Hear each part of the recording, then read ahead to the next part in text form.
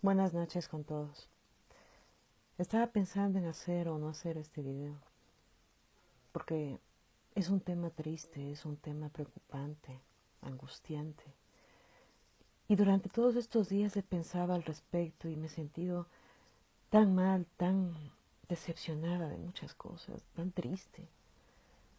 Pero creo que es importante hablar estas cosas. Creo que como ciudadana, como profesional, como mujer, como ser humano, como parte de este mundo, debo alzar mi voz de protesta, debo hablar acerca de esto. Es preocupante y angustiante que en nuestro país estemos viviendo frente a frente, cara a cara, lo que es el terrorismo, lo que es la violencia pura y dura, sin contemplaciones, que no tiene rostro y solo tiene un propósito: destruir. Y todo por el narcotráfico.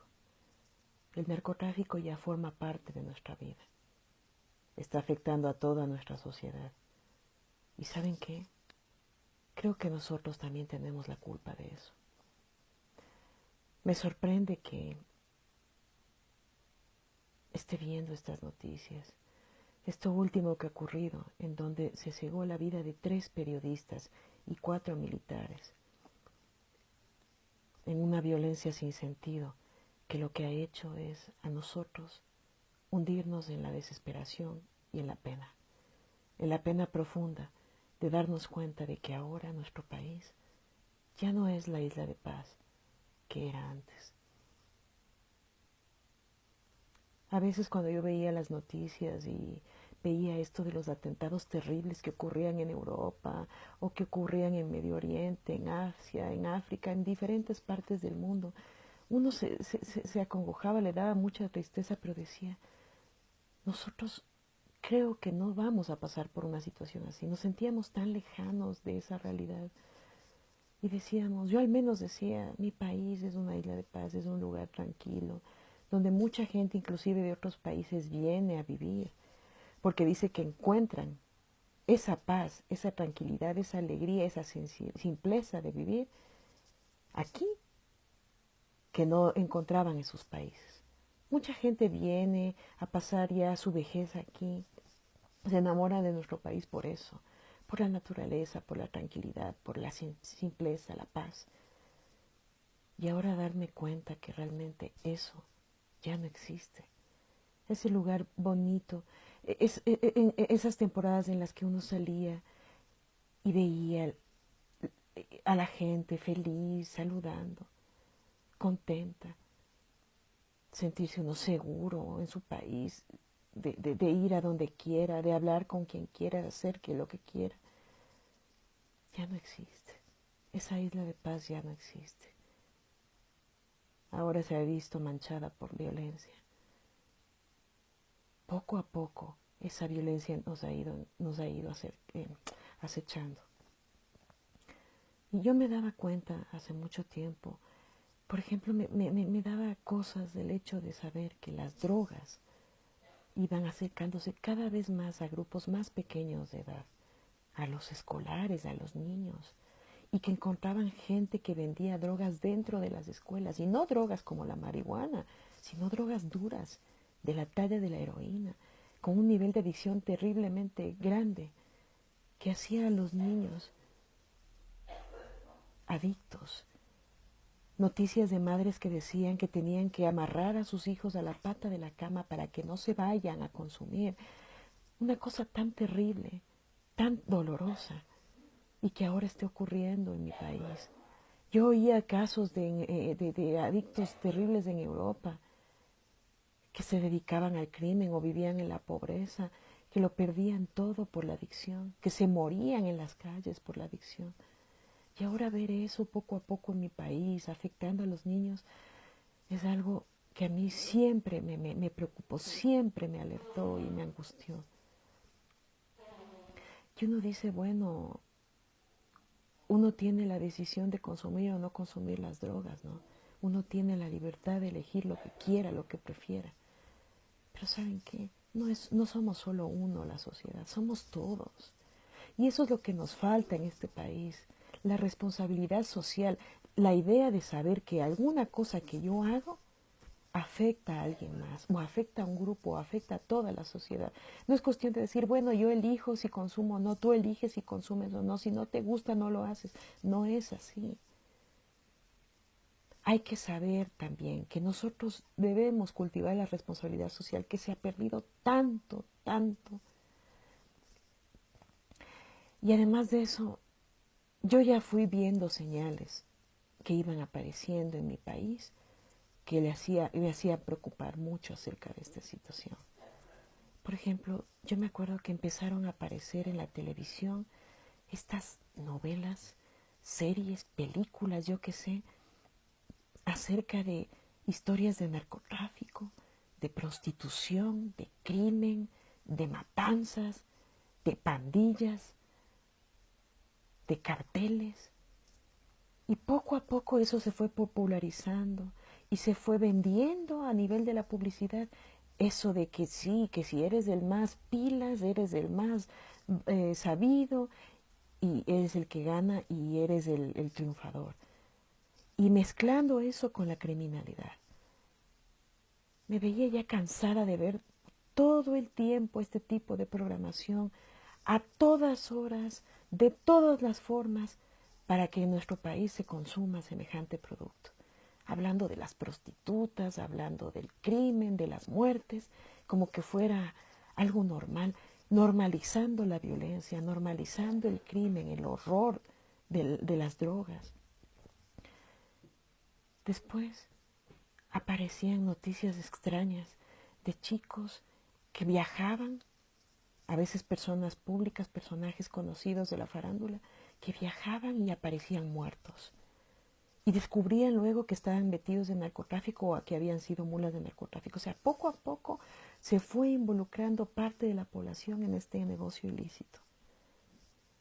Y esas eran ya señales que alarmaban.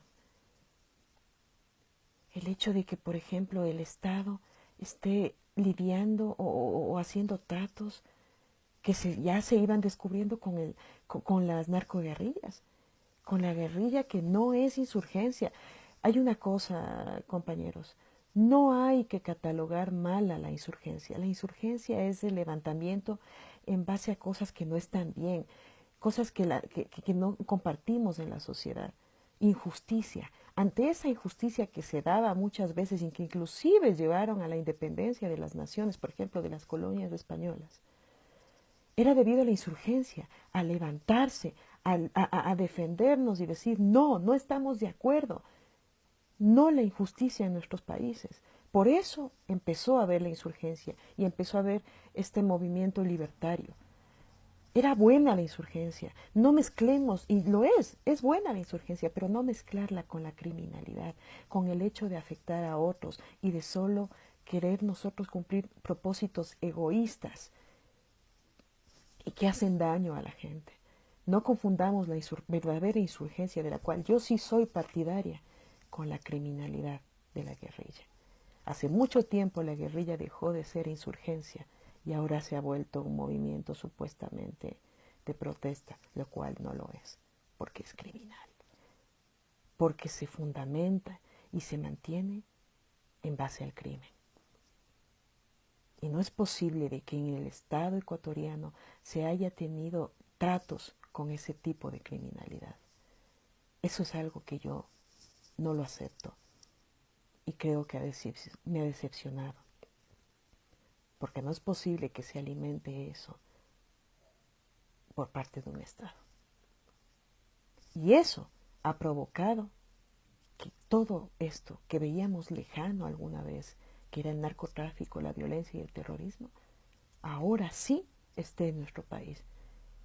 Y se reveló ante nuestros ojos de la forma más cruenta, más terrible, más cruel, más dura, que fue la muerte de 7 personas, 4 militares en el cumplimiento de su deber, defendiendo la frontera, y 3 periodistas que fueron a hacer su trabajo, a cubrir una nota acerca de un evento importante que era esto, y que resultaron muertos. ¿Quiénes somos nosotros para decidir la vida de los demás, si viven o mueren? Y peor aún, por fines meramente financieros y de conveniencia, de intereses creados, que no respetan ni sexo, ni edad, ni condición social, ni nada, que solo matan por matar, que solo lucran con el sufrimiento de la gente. Y hay cosas terribles que yo he visto,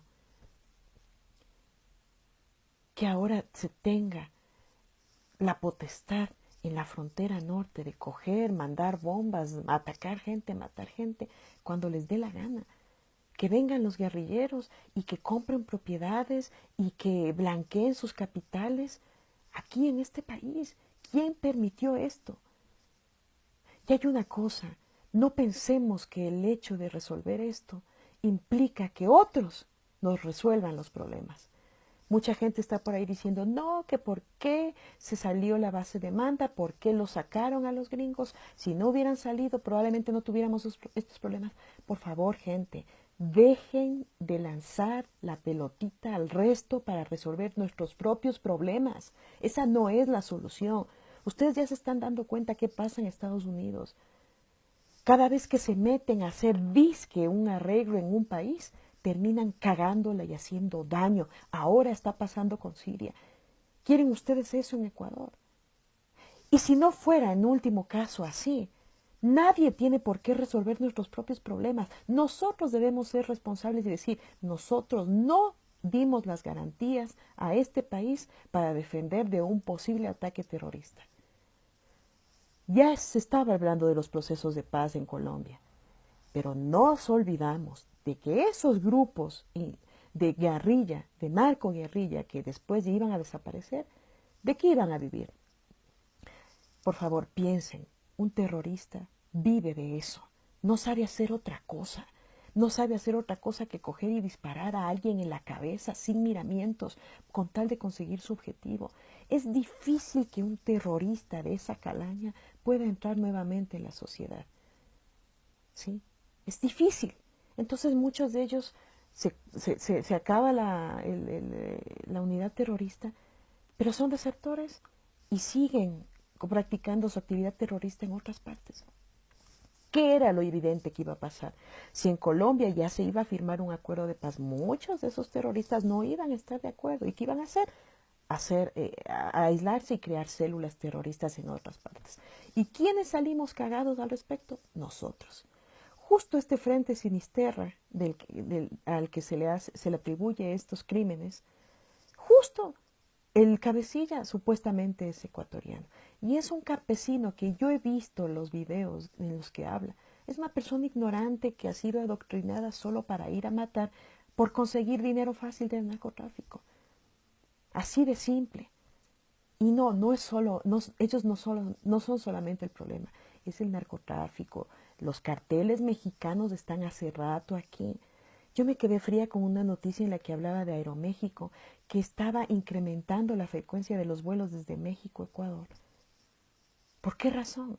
Porque ya está el narcotráfico aquí. Los carteles mexicanos están aquí haciendo de las suyas. Muchos de ellos compran propiedades más que nada lujosas. ¿Por qué? Para no despertar sospechas y evitar que les persigan, ¿no? ¿Quién se va a ir a meter en una casa, en una urbanización exclusiva de Quito, por decir? Sabe muy bien cómo se manejan, son crimen organizado. Ellos son profesionales en esto desde hace mucho tiempo y nosotros caímos de ingenuos porque no hemos estado experimentando de tú a tú con eso. Es la primera vez que nosotros estamos frente a frente con un nivel de terrorismo tal que no supimos cómo reaccionar. Y sí, este gobierno pecó de no hacer las cosas que debía hacer, de no tomar las decisiones correctas. Pensaron que negociar era lo fabuloso y que eso iba a funcionar. Por favor, señores, ustedes subestimaron a los terroristas. Como yo les digo, los terroristas saben muy bien lo que hacen, son profesionales en eso. Hay que trabajar con inteligencia, hay que saber cómo moverse, porque ellos nos tienen ventaja en ese sentido. ¿Sí? Pero no confiarse en que solo con negociar, con palabras, con mensajitos, ya se lograba una estabilidad y se lograba una situación, controlar una situación. No es así. Y lamentablemente tuvimos que aprender a la mala. Es terrible ahora pensar que uno no puede ir libremente al lugar que quiera. Yo como quisiera, por ejemplo, conocer la frontera norte de Esmeraldas, que dicen que tienen paisajes lindos. El papá de mi novio es de Tumaco, de esa zona fronteriza con Colombia, esa zona fronteriza con Ecuador, en Colombia, que dice que tiene unos paisajes hermosos, pero ahora es prácticamente imposible ir porque es uno de los lugares donde se cultiva la coca y el narcotráfico está metido y enquistado y no sale y es súper peligroso. ¿Cómo puede ser posible que no podamos ir libremente a la frontera de nuestro país, a conocer nuestro país, que no se pueda? Y que inclusive tú no puedas ir tranquilo a ninguna parte porque puede haber alguien de esta gente que te pueda hacer daño. Que nuestros niños no estén libres y seguros en las escuelas porque puede haber alguien que les venda drogas o cosas así. O sea, estamos entrando a un estado en el que francamente es preocupante. Ya no hay la seguridad, ya no hay las garantías.